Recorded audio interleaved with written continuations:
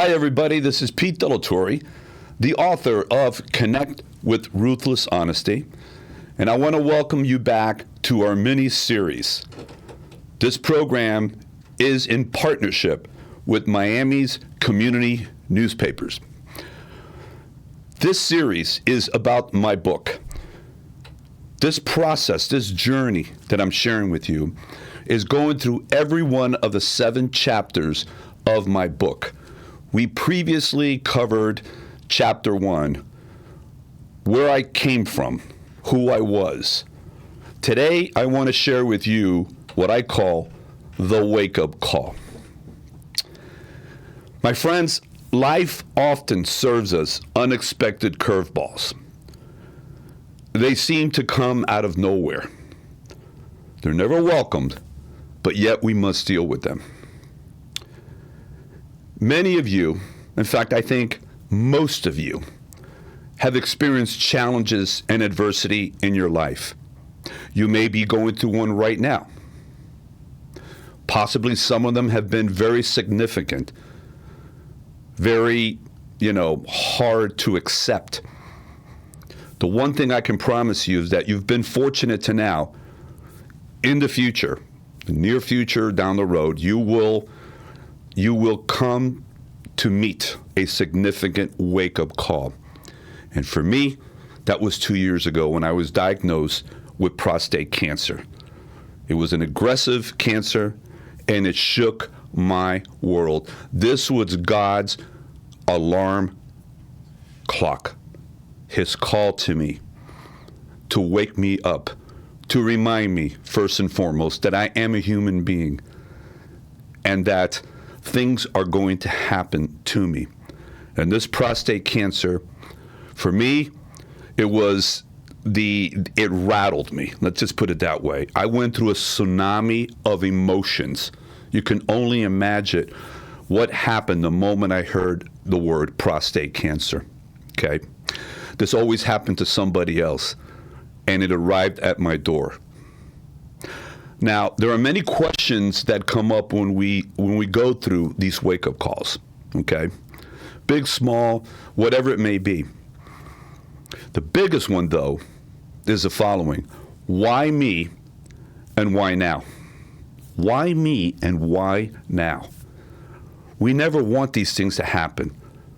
So we have 2 different types of responses that we can have when we are hit with a major challenge, a major moment of adversity. We can either react or we can respond. We have a choice like anything else.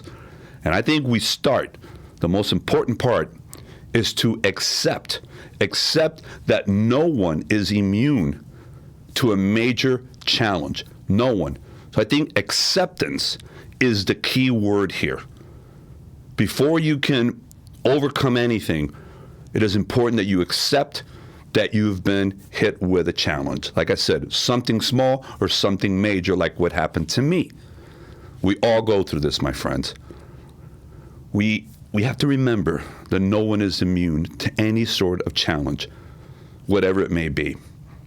And it is in our hands at that very moment to look at it, because at the end of the day, problems will arise in life. Too many people get sucked in by the problem. All right, they get again into that moment of why me, the victim mentality. I didn't want this to happen. Why? We go through all that stuff. But something? Why not you? Why not me? Okay. So I think at the end of the day, it is not about the problems. It's about looking for the solutions. And I had the opportunity here to tackle this prostate cancer. I chose to stare it down.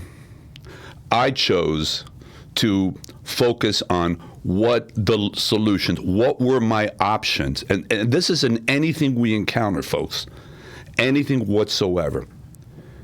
It is imperative that we start focusing on what the solutions, what the remedy is to take care of this.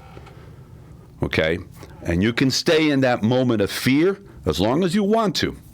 For me, I chose not to do that. And I would recommend that if you go through anything in life, whatever challenge, whatever moment of adversity, is that number one, you accept it, you don't deny it, you don't try to sweep it under the rug. You look at it, you face it, and you start to go through the process of looking for the solutions.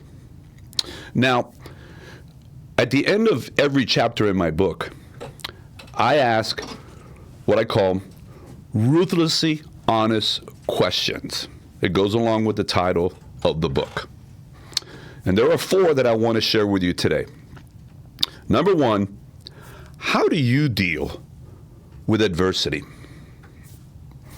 How do you either react or respond when something occurs to you? Again, we talked at the very beginning that life will serve us unexpected curveballs out of the blue, right? So how do you deal with that adversity when you're faced with it? A follow-up question that is basically connected is, how have you handled previous challenges in your life? Look back. Did you face it down? Did you accept the reality of it? Did you do something about it? Because I'm going to tell you something, the challenges and the adversity that we go through in life are blessings in disguise. They may not seem like it at the moment, but they are. The third question is, how do you respond when things don't go as planned? On January 1st, 2021, I had my year set up. I had my New Year's resolutions, and I had goals and objectives, and I felt excited, and it was going to be the best year ever. But I was hit with a major health challenge that derailed all my plans. And that's an example for me.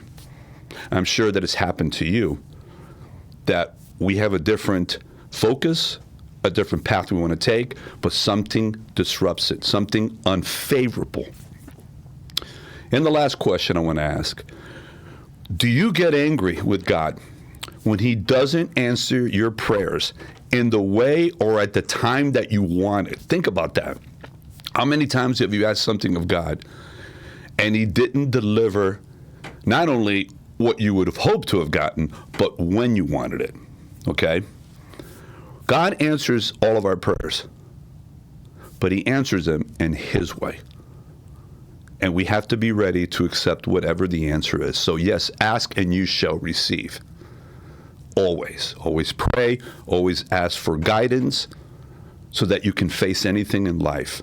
And if you do this enough times, folks, I promise you that you're going to start seeing something develop inside of you that you never knew was there. We'll have more conversations on that when we get to our third video, when we talk about my self-discovery.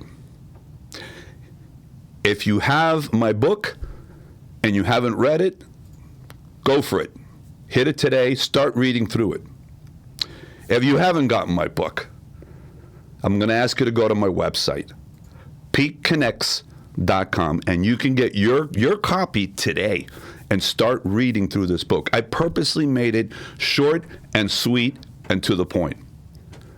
It's an easy read, yet because it was God-inspired, I believe that you will be inspired and you will find hope in your life to be the best that you can be.